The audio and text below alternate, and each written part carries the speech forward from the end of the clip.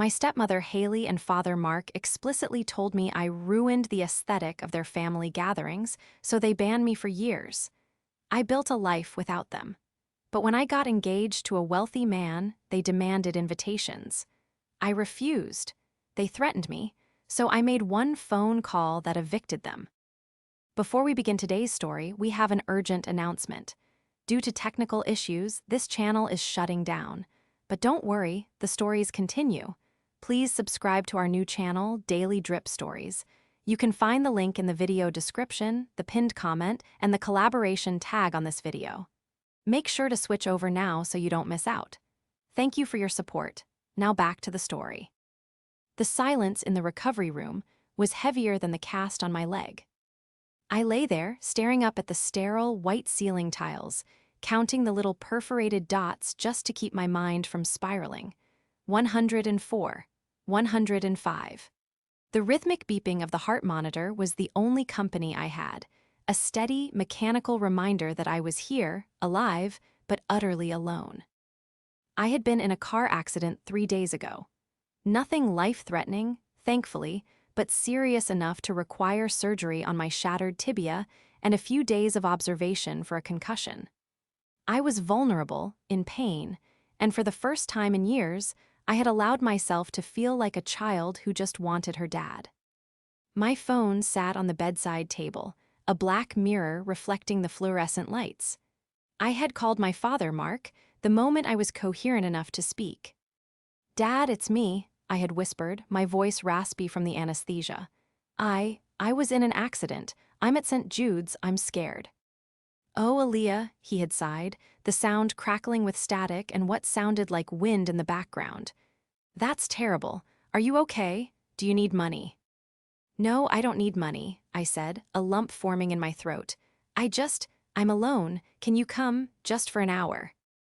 There was a pause. A long, agonizing pause where I could hear a woman's voice, Haley's, laughing in the background, followed by the clinking of glasses. "I can't right now, honey," Mark said, his voice dropping to a hushed, rushed tone. We're out of town. Important business trip. Look, rest up. We'll send flowers. I have to go." He hung up before I could say goodbye. That was 3 days ago. No flowers had arrived. No follow-up text, just silence. My hand trembled as I reached for the phone now. I didn't want to check, but the masochistic urge to know where they were, where this important business trip was taking place, was too strong to ignore. I opened Instagram. The first post on my feed was from Chloe, my stepsister. The location tag read, "The Sapphire Coast Resort, Cabo San Lucas." The photo was a high-resolution, perfectly filtered group shot. There was my father, Mark, holding a champagne flute, wearing a linen suit and looking tan and relaxed. Next to him was Haley, my stepmother, posing with her signature practice smile, one hand resting possessively on my father's shoulder, the other holding a sparkler. And front and center was Chloe, looking radiant in a designer sundress, laughing at something off-camera. The caption read, "Annual Family Reset. So grateful for this intimate circle. Just us, the ocean, and good vibes only. Family first, blessed, no negativity." I felt the blood drain from my face. They weren't on a business trip. They were on vacation. A family reset. I swiped left. There was a video. I shouldn't have watched it, but I pressed play. The camera panned over a lavish seafood dinner. Haley's voice rang out, shrill and excited. "To us, to the core 4. "Wait, who's the 4th? I whispered to the empty room. The camera swung around to reveal Miles's parents, my fiancé's parents. They were there, clinking glasses with my father. My breath hitched. Miles and I had been dating for 2 years, and while he knew my relationship with my family was strained, he didn't know the full extent of the toxicity. He had mentioned his parents were going to Cabo, but I had no idea my family had engineered a coincidental meeting. Then I heard it. In the background of the video, someone asked, "Where's Aaliyah? Isn't she part of the family?" It was Miles's mother, sounding polite but confused. The camera didn't cut away fast enough. I saw Haley wave her hand dismissively, her face scrunching up in a look of faux pity that I knew all too well. Oh, poor Aaliyah, Haley said, her voice dripping with fake concern. She's dealing with some personal drama again. We didn't want to drag her along and ruin the mood. You know how she gets. She prefers to be alone. Ruin the mood? I choked out, tears hot and stinging in my eyes. I'm in the hospital. I dropped the phone onto the sheets. The betrayal wasn't that they went on vacation. It wasn't even that they lied. It was that while I was NG here, unable to walk, bleeding and broken, they were drinking champagne with my future in-laws, painting me as the unstable, dramatic black sheep who couldn't be trusted to hold a fork at a dinner table without causing a scene. The physical pain in my leg was a dull throb compared to the sharp, eviscerating knife twisting in my chest. The betrayal was worse than the diagnosis itself. Discharge day was a lonely affair. I wheeled myself to the curb, clutching a plastic bag of prescriptions and discharge papers, waiting for the Uber I had ordered. The nurse, a kind woman named Brenda, ironically, had offered to call someone for me one last time. I had declined. I had no one to call. Miles was currently in London for a merger that could define his career. I hadn't told him about the accident yet. I didn't want to distract him. He was the only good thing in my life, and I protected our relationship fiercely. As the Uber driver helped me into the backseat, grunting as he maneuvered my crutches, my phone buzzed. It was a text from Haley. Hope you're feeling better. Dad mentioned you had a little fender bender. We're back from Cabo. We need to talk about the wedding. Chloe has some ideas for the bridesmaids' dresses. I stared at the screen, the audacity of the message making me nauseous. A little fender bender. They hadn't visited. They hadn't called. But now that they were back, they wanted to dictate terms for my wedding to Miles. I didn't reply. I just leaned my head against the cool glass of the window and watched the city blur by. When I finally got back to my apartment, a sleek, modern penthouse in the city center that my family assumed Miles paid for, I collapsed onto the sofa. The silence here was different from the hospital. It was mine. I spent the next 2 weeks recovering in isolation. I hired a private nurse to help me with daily tasks because I refused to ask Mark for anything. During those long hours of physical therapy and icing my leg, I had a lot of time to think. I replayed every memory, every slight, every time I was told I wasn't welcome. You can't come to the Christmas gala, Aaliyah, Haley had told me when I was 22. It's black tie. You don't have anything appropriate, and we don't want you looking like a charity case in the photos. Chloe's graduation party is for close friends and family only, Mark had said when I was 25. You know you and Chloe don't get along. Why make it awkward? They had systematically erased me from their public image, treating me like a dirty secret. But they had made a grave miscalculation. They assumed that because I was quiet, I was stagnant. They assumed that because I didn't fight for a seat at their table, I wasn't building my own dining hall. My phone rang. It was Haley. I decided to answer. Hello, Haley, I said, my voice cool and detached. Aaliyah, finally, she snapped, bypassing any pleasantries. We need to schedule a dinner. Miles's parents were charming in Cabo, absolutely charming. We practically promised them that we'd host the engagement party. I'm thinking the Grand Holloway estate. It's impossible to get into, but I'm sure with Miles's name, we can pull strings. I closed my eyes, taking a deep breath. The Grand Holloway estate. The Holloway is booked solid for 2 years, Haley, I said calmly. Well, that's why you need to get on it, she said, her tone shifting to that demanding, dismissive cadence she used with service staff. You're the bride. Use your little, whatever it is you do, party planning skills, or better yet, let me handle it. I don't want you messing up the aesthetic with your budget ideas. Chloe is going to be the maid of honor, obviously, so she needs to approve the venue too. Chloe is not my maid of honor, I said, and I'm not asking you to host anything. Excuse me, Haley's voice dropped an octave. Don't be ungrateful, Aaliyah. We are trying to help you fix your image. Miles comes from a good family. They don't want a daughter-in-law who is estranged from her people. It looks trashy. We are doing this for you. For me, I laughed, a dry, humorless sound. Like you went to Cabo for me, while I was in surgery. Oh, stop being so dramatic, she huffed. You're fine. I saw you posting about your work yesterday. If you can work, you can't be that hurt. Now look, we're coming over on Sunday. Mark wants to see the apartment. We need to make sure it's up to standard for when the in-laws visit. I'm busy Sunday, I said. We'll be there at 6, don't be late. The line went dead.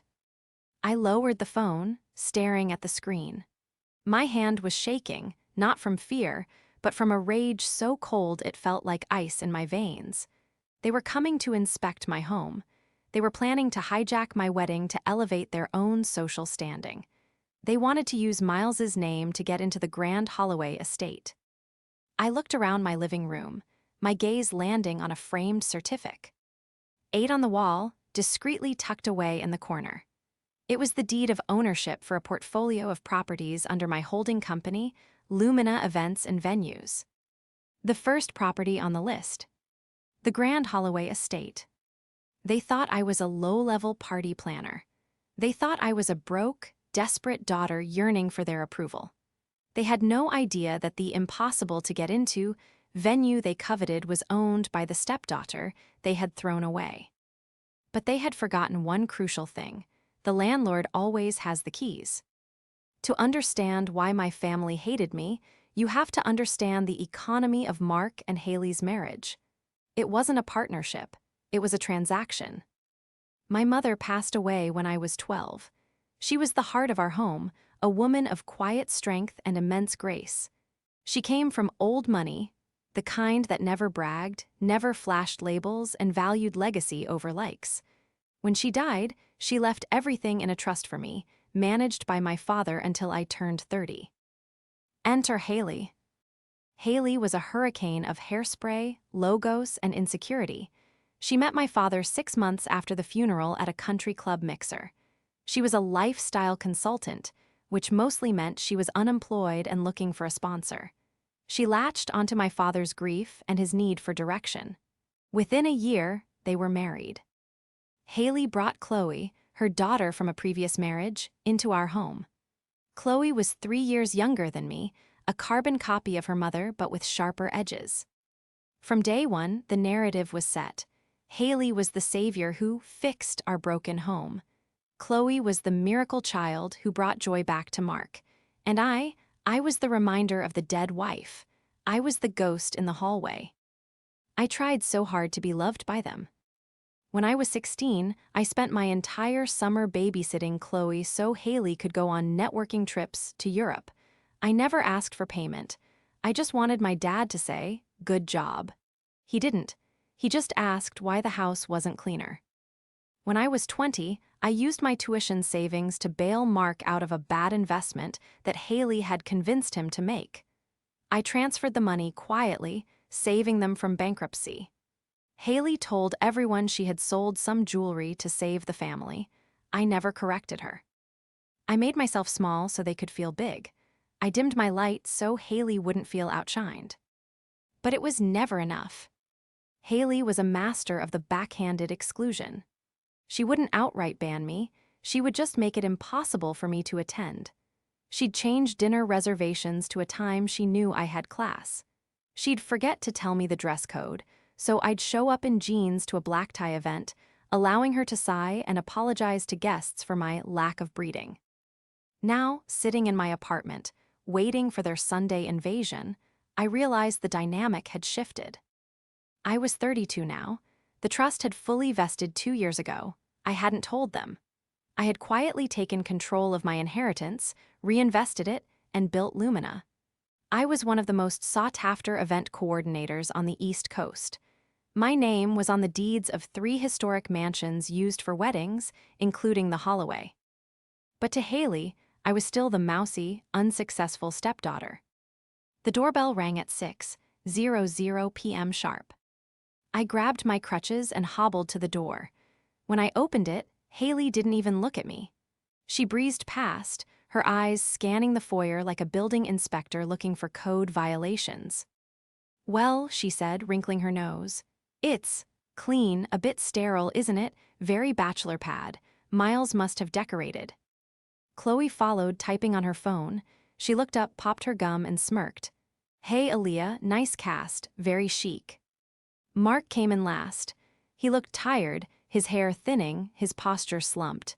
He gave me a quick, awkward side hug, careful not to wrinkle his blazer. How's the leg, kiddo? He asked, looking at the floor. It hurts, Dad, I said honestly. Right, he muttered, moving past me. Well, you're tough. They settled themselves in my living room without being asked. Haley sat in the center of the plush velvet sofa, crossing her legs. She looked immaculate in a cream-colored pantsuit, her hair blown out to perfection. So, Haley began, clapping her hands together, let's get down to business. The wedding. There is no business, I said, remaining standing, leaning on my crutches. Miles and I have hired a planner.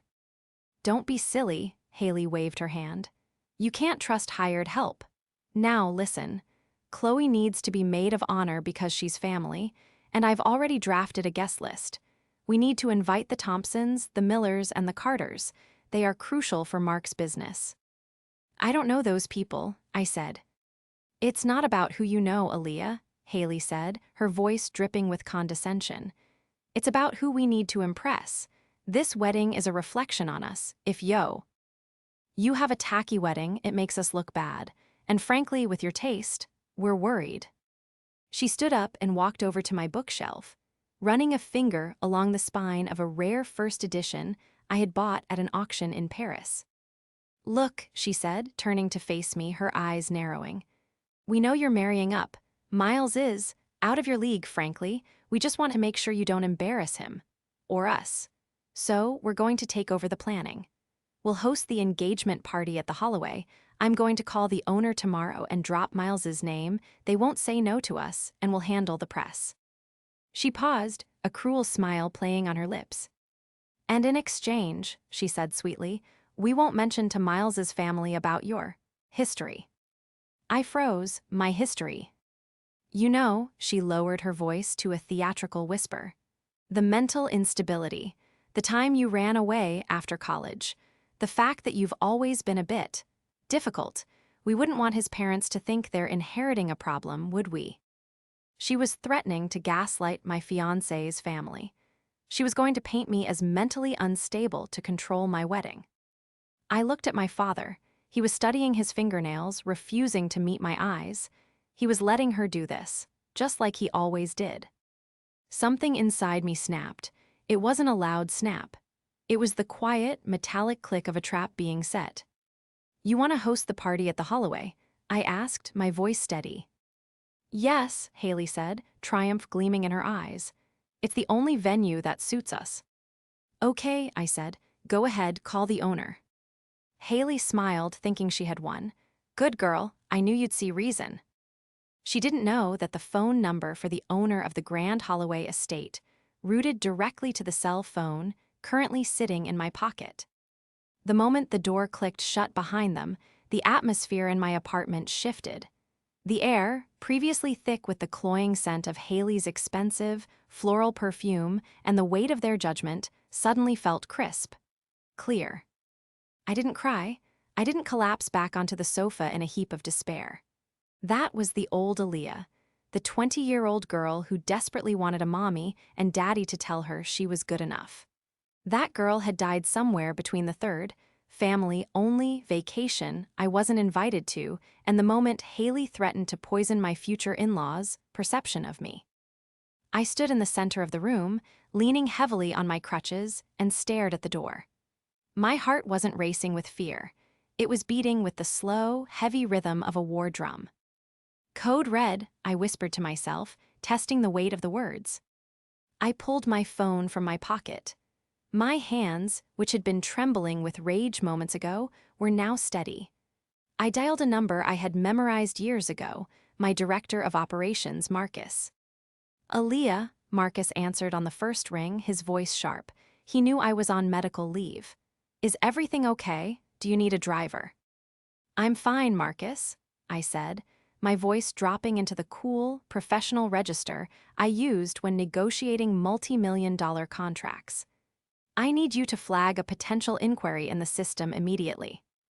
Go ahead, he said, the sound of a keyboard clacking instantly filling the background. You're going to get a call tomorrow, possibly tonight, from a woman named Haley regarding the Grand Holloway estate. She's going to drop names. She's going to mention Miles. She's going to act like she owns the place. And the directive, Marcus asked. Route the call directly to the VIP hold voicemail. Do not speak to her. Do not confirm availability. Just let her leave a message.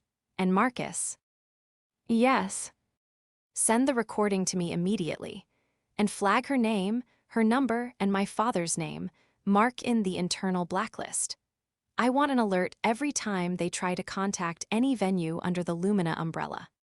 Consider it done, Marcus said, his tone shifting from professional to concerned. Aaliyah, is this the family? Yes, I said softly, this is the family. Understood, I've got your back, boss. I hung up, but I wasn't done. The threat Haley had made about my history and the money kept replaying in my mind. She had called me mentally unstable. She had brought up the time I ran away after college.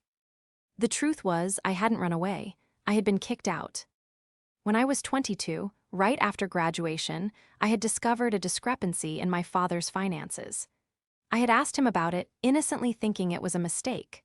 That night, Haley had staged an intervention, claiming I was delusional and paranoid, accusing me of being on drugs. They gave me an ultimatum: go to a wellness facility, a fancy rehab for problems I didn't have, or leave. I left. I slept in my car for 3 weeks before I landed my first event gig. But the money? Haley had mentioned she sold jewelry to save the family from bankruptcy back. Then, I had transferred them $50,000 of my own tuition savings, money my mother had left me in a separate, smaller account for emergencies, to help them. I limped over to my home office, a space Haley hadn't bothered to inspect. I unlocked the bottom drawer of my filing cabinet and pulled out a dusty, expanding file labeled 2016, Personal.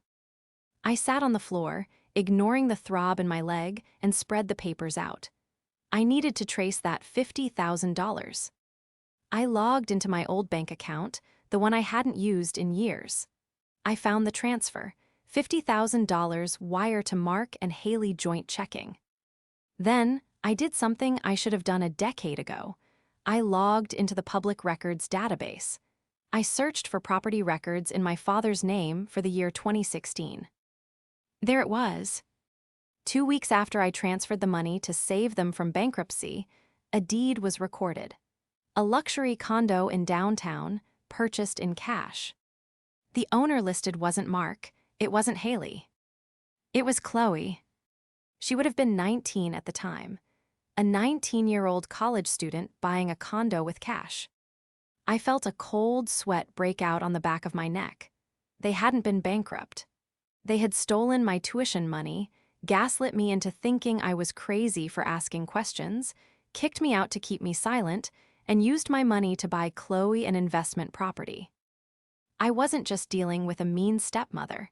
I was dealing with financial predators. I picked up my phone again. This time, I didn't call an employee. I called Mr. Vance, a forensic accountant and private investigator I used for vetting high-profile vendors. Vance, I said when he answered, I have a job, it's personal, and I need you to dig deep. I need to know everything about Mark and Haley's finances for the last 10 years. Every asset, every loan, every credit card statement you can legally or creatively access. That's a big ask, Aaliyah, Vance grunted. I'm doubling your rate, I said, and I need the preliminary report in 48 hours. Send me the names, he said. 2 days later, my phone buzzed with a notification from Marcus. New voicemail, priority flag. I pressed play. Haley's voice filled my kitchen, sticky sweet and dripping with entitlement. Hello, yes, this is Haley. Haley Van Der Hoven. I'm calling on behalf of the future Mrs. Miles Kensington. We need to book the Grand Holloway for an engagement gala next month. We'll need the full estate. Obviously, price is no object. though we expect the family and friends rate since we're bringing such high-profile guests. Call me back immediately. We're on a tight schedule. I didn't call her back. I let her wait. For 3 days, I let her stew. I watched the logs as she called again and again. Her voice went from sweet to demanding, then to frantic, and finally to furious. Message 4, this is ridiculous. Do you know who I am? Do you know who my son-in-law is? Pick up the phone. Message 7, I am going to have you fired. I know the owner. I will ruin this venue. I sat there, drinking my herbal tea, feeling a grim sense of satisfaction. She claimed to know the owner. She was screaming at a voicemail system owned by the stepdaughter she despised. On the 4th day, I decided it was time to pull the string. I had Marcus send a standard, automated email from the Holloway Estate booking team. Dear Mrs. Van der Hoven, thank you for your inquiry. Unfortunately, after a preliminary review of the requested dates and client profile, we are unable to accommodate your request at this time. The Holloway Estate maintains a strict vetting process for all private events. We wish you luck in your search. It was a generic rejection, the kind intended for people who couldn't afford the deposit. For someone like Haley, who prided herself on being elite, it was a slap in the face. She didn't call the venue this time. She called me. I answered on the 2nd ring, putting her on speaker while I casually organized the files Vance had sent over that morning. What did you do? Haley shrieked. There was no hello, no preamble, just pure, unadulterated rage. Hello to you too, Haley, I said calmly. I'm assuming you're upset about something. Don't play dumb with me, you little brat, she screamed. The audio distorted, she was yelling so loud. The Holloway rejected us. They sent me a rejection email. They said we didn't pass the vetting process. Oh, that's unfortunate, I said, flipping a page in the dossier Vance had sent. My eyes scanned a line item labeled second mortgage high interest. Maybe they're fully booked. They are not booked. I checked the calendar. They rejected us. She took a jagged breath. You did this. You told Miles, didn't you? You told him to block it because you're jealous that Chloe is going to look better than you at your own party. I haven't spoken to Miles about the venue, Haley, I said truthfully. He's in London, but honestly, maybe the venue did a background check. A background check? What is that supposed to mean? Her voice wavered slightly. Well, I said, leaning back in my chair. High-end venues like the Holloway often check the financial solvency of their hosts. They don't want to risk a bounced check on a $50,000 event. Maybe something flagged.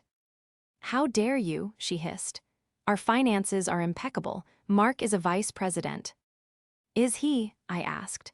Because usually, vice presidents don't take out predatory payday loans to fund trips to Cabo. There was a silence on the other end. A thick, heavy silence that told me I had hit the bullseye. You've been snooping, she whispered, her voice dangerous now, low and venomous. I've been protecting myself, I corrected. You listen to me, Haley snarled. You fix this. You call that venue, you use Miles's name, and you get us that date. If you don't, I'm going to have a long talk with Miles's mother. I'll tell her about the time you were institutionalized. I'll tell her about the drugs. I'll tell her you're a liability. I wasn't on drugs, Haley. You know that. It doesn't matter what the truth is, she said, her voice regaining its smug confidence. It matters what people believe. And who are they going to believe?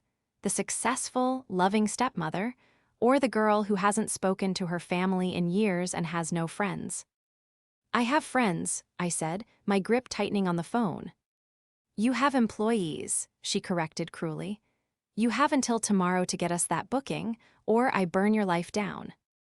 She hung up. I stared at the phone. She was doubling down. She was threatening to destroy my relationship with Miles based on lies she had manufactured a decade ago. She thought she held all the cards because she thought I was afraid of the truth coming out. But she hadn't seen the file on my desk. She hadn't seen the document titled Last Will and Testament of Elizabeth Moore, my mother. And she definitely hadn't seen the deed to the house she was currently standing in. The dossier Vance had compiled was thick, heavy and damning. It lay on my dining table like a paper tombstone for the relationship I had once hoped to have with my father. I sat there for hours, cross-referencing dates, bank transfers, and property records. The picture that emerged wasn't just of greed, it was of systematic dismantling of my mother's legacy. Fact 1, the family home, the beautiful Victorian estate my mother had inherited from her grandmother, the house I grew up in, was legally supposed to be held in a trust for me until I turned 25. Mark was the trustee. Fact 2, when I was 23, 1 year after I was kicked out, Mark had forged my signature on a document aimed at dissolving the trust and transferring the deeds solely into his name. Fact 3, Mark and Haley had then taken out 3 separate mortgages against the house. The equity was gone. They had drained nearly 80% of the home's value to fund their lifestyle, the BMWs, the designer clothes, Chloe's condo, the vacations to Cabo. They were living in my house, which they had stolen, and they were bankrupting it. The realization made me feel physically ill. I wasn't just the black sheep. I was the piggy bank they had smashed open and discarded. The doorbell rang.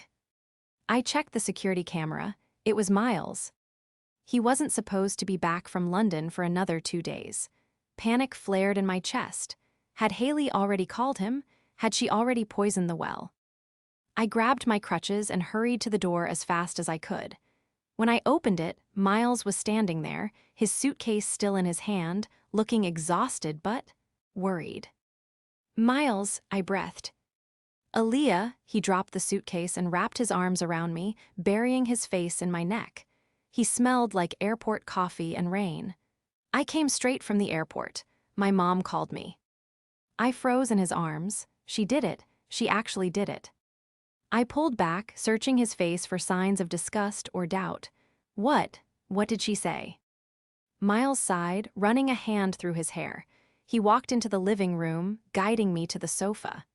She said Haley called her. Haley was hysterical. She told my mom that you were having a mental break again, that you were delusional and attacking the family. She said you were trying to sabotage Chloe's engagement out of jealousy. And, I asked, my voice barely a whisper, do you believe her? Miles looked at me, his blue eyes fierce. Aaliyah, I've known you for 2 years. I know who you are. I know you're not unstable. But my mom is rattled. Haley told her some very specific things. About a rehab clinic, about theft. It's a lie, I said, my voice shaking. All of it. Miles, they stole from me. They kicked me out. I believe you, Miles said firmly, taking my hands. But we need to shut this down. My parents are old-fashioned. They hate scandal, if Haley key. Epps spreading this, they're going to pull their support. Not just for the wedding, but for the merger. They're worried about the family reputation. She's blackmailing me, I said. She wants the Holloway estate. She wants me to force the venue to book them for free. Miles frowned. The Holloway, why are they so obsessed with that place? Because it's the status symbol, I said. And because they're broke, Miles, they need the appearance of wealth because the reality is crumbling. I looked at the dossier on the table. It was time. I couldn't protect my father anymore. Miles, I said, reaching for the file, there's something I haven't told you, not because I wanted to hide it, but because I was ashamed of what they did to me, and because I own it. Own what? The Grand Holloway estate, I said, and the house they live in. Miles's jaw dropped. I opened the file and walked him through everything. The forged signature, the stolen equity, Chloe's condo bought with my tuition, the bankruptcy lie. As Miles read, his expression shifted from confusion to shock, and finally to a cold, protective fury. He was a corporate lawyer by trade. He understood paper trails better than anyone. This is fraud, Miles said, tapping the forged deed transfer. This is a felony, Aaliyah, your father. He could go to prison for this. I know, I said, looking down at my hands. I never wanted to hurt him. I just wanted him to be my dad. He ceased being your dad the moment he signed this, Miles said, his voice hard. He's a thief. Miles stood up and paced the room. Okay, Here's what we're going to do. We're not going to play defense anymore. Haley wants a war, we'll give her a nuclear winter. No, I said, a plan forming in my mind. A plan far more satisfying than a simple lawsuit. If we sue them now, it's a quiet legal battle. They'll spin it. They'll play the victim. They'll tell everyone I'm suing my poor, elderly father out of greed. So what do you want to do? She wants the engagement party at the Holloway. I looked up at Miles, my eyes dry and clear. Let's give it to her. Let's let her invite everyone. The Thompsons, the Millers, your parents, her entire social circle. Why? Miles asked, confused. Because, I said, a cold smile touching my lips. I want her to stand in the center of the room, surrounded by the people she's trying to impress, thinking she's one. I want her to feel safe. And then, I want to take it all away. Publicly, irreversibly. You want to trap them, Miles realized. I want to evict them, I corrected. From the venue, from the social circle, and from my house. I picked up my phone. I'm going to make one call to Mark. One last chance for him to tell the truth. If he lies, the trap is set. I dialed my father's cell. Aaliyah, Mark answered, sounding weary. Haley is really upset, honey. You need to fix this venue thing. Dad, I said softly, I need to ask you something, and I need you to be honest with me, just this once. What? The money I gave you when I was 22. The $50,000. Did it go to pay off the business debt? There was a pause, a long, stretching silence. I could hear him breathing. I could hear the opportunity hanging in the air, the chance for redemption, the chance to say, no, I'm sorry, we misused it. Of course it did, Mark said, his voice sounding offended. Why would you bring that up now, after everything we've done for you? You're being paranoid again, Aaliyah, just like Haley says. My heart broke one final time. It shattered quietly, leaving nothing but sharp edges. Okay, Dad, I said. I just wanted to know, tell Haley. Tell Haley she can have the Holloway. I'll make the call. Good, Mark said, relieved. That's my girl. We'll see you at the party. I hung up. He lied, I said to Miles. Then we proceed, Miles said. I looked at the calendar. The engagement party, Chloe's party, was in 2 weeks. It would be the night everything ended. The night of the engagement party, the Grand Holloway estate looked like a scene from a fairy tale. The limestone facade was bathed in soft, amber uplighting. A string quartet played Debussy on the terrace. Crystal chandeliers, which I had personally sourced from Austria, glittered through the French doors. It was perfect, and it was all a stage I had set for their execution. I arrived late, deliberately. I wore a crimson dress that stood in stark contrast to the pastel, spring garden theme Haley had demanded. I walked without crutches, though my legs still ached with every step in my heels. Miles was by my side, his hand warm and steady on the small of my back. When we entered the ballroom, the party was in full swing. There were over 100 guests, the elite of the city, business partners, and of course, Miles's parents, who looked uncomfortable as Haley held court near the champagne tower. Haley spotted us immediately. She whispered something. Hing to Chloe, who smirked, and then they glided over to us. You made it, Haley chirped, loud enough for the nearby guests to hear. She leaned in for an air kiss, but I stepped back. Her smile faltered for a fraction of a second before recovering. And look at you, wearing red. A bit bold, isn't it? Trying to upstage the bride-to-be. I'm just here to observe Haley, I said, my voice carrying over the music. Well, try to blend in, she hissed, her voice dropping. And don't drink too much. We don't want a repeat of past incidents. She turned to Miles, beaming. Miles, darling, your parents are just adoring the venue. I told them how hard I had to fight to get this place. The owner absolutely loves Mark, you know. We go way back. Miles didn't smile. He looked at her with a detached curiosity, like he was watching a bug crawl across a pristine table. Is that so? You know the owner. Oh, intimately, Haley lied effortlessly. We're practically family. Interesting, Miles said, because the owner is standing right next to me. Haley blinked. She looked at Miles, then at the empty space next to him, and then finally her eyes landed on me. "What?" she laughed, a nervous, high-pitched titter. "Don't be ridiculous. Aaliyah works in coordination." I signaled to the DJ booth. The music cut out abruptly. The silence that fell over the room was instant and heavy. Every head turned toward us. "Actually, Haley," I said, my voice projecting clearly in the sudden quiet, "I own Lumina Events, which means I own the Grand Holloway estate. I also own the Sterling Manor and the Rosecliff Gardens." A murmur rippled through the crowd. I saw my father, Mark, freeze mid-sip of his drink. "This is a joke," Haley snapped, her smile vanishing. "Aaliyah, stop this. You're making a scene. You're having an episode." "No episodes tonight," I said calmly. I reached into Miles's jacket pocket and pulled out a folded document. "Just facts. You wanted to impress these people, didn't you? You wanted everyone to know who the Van der Hoeven family really is." I unfolded the paper. It was a blown-up copy of the forged deed transfer.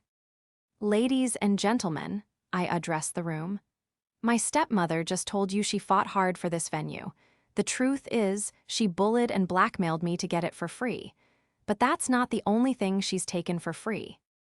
"Security," Haley shrieked, looking around wildly. "Get her out of here, she's crazy." My security guards, didn't move. They stood by the doors, arms crossed, watching me for instruction. "This," I held up the document, "is a deed transfer for my childhood home. The home my mother left to me. It shows my signature, signing the house over to my father, Mark." I turned to Mark. He was pale, sweating profusely. "Dad," I said, "did I sign this?" "Aaliyah, please," he croaked, stepping forward. "Not here, not now." "Did I sign it?" I asked louder. "No," he whispered. The crowd gasped. Miles's mother covered her mouth with her hand. "That's right," I said. "You forged my signature. You stole my inheritance. You and Haley took out 3 mortgages on a house you don't own to fund a lifestyle you can't afford, including," I gestured around the room, "this party, which, by the way, hasn't been paid for." I turned back to Haley. She looked small now. The Grand Dame facade was cracking, revealing the terrified, greedy woman beneath. "You told Miles's parents I was unstable," I said to her. "You told them I was a liability. But the only liability in this room is you. You are trespassing on my property. You are living in my house. And as of this moment, you are evicted." "You can't do that," Chloe screamed, stepping forward, her face twisted in ugly rage. "I live there, it's my house." "Actually, Chloe," I said coolly, "your condo downtown, the one bought with the $50,000 stolen from my tuition fund, my lawyers froze that asset this morning. It's part of the civil suit for embezzlement." Chloe's mouth opened and closed like a fish. I pulled my phone from my clutch. "I'm making one call, not to fix things, but to end them." I pressed dial on speakerphone.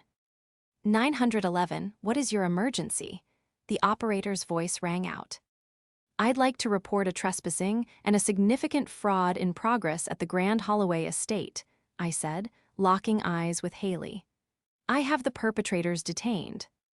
Haley lunged at me. "You bitch, you ungrateful little." 2 security guards intercepted her effortlessly, holding her back as she thrashed and screamed obscenities that would make a sailor blush. The elite crowd watched in horror as the woman who claimed to be the epitome of class was dragged away, kicking and screaming. Mark didn't fight. He just slumped into a chair, putting his head in his hands. He couldn't look at me. I turned to the stunned guests. "I apologize for the interruption. The bar is closed. Please vacate the premises immediately." The fallout was swift and absolute. Haley and Mark were arrested that night.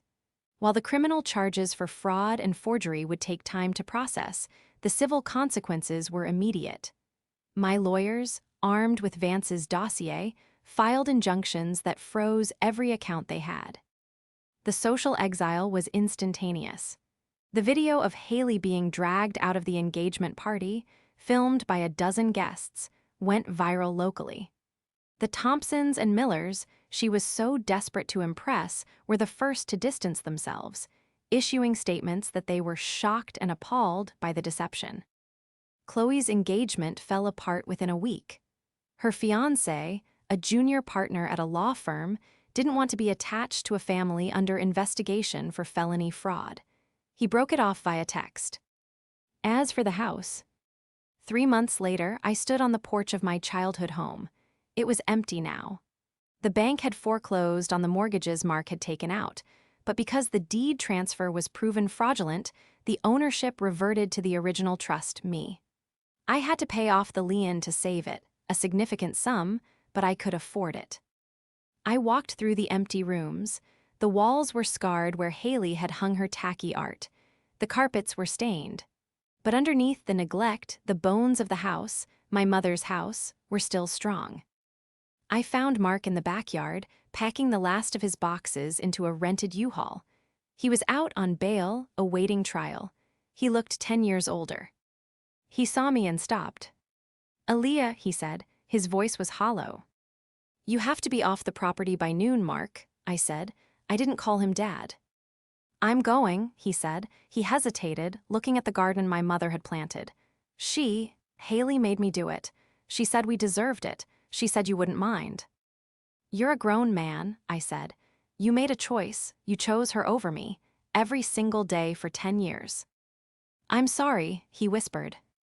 "I know," I said, "but sorry doesn't pay the mortgage. Goodbye, Mark."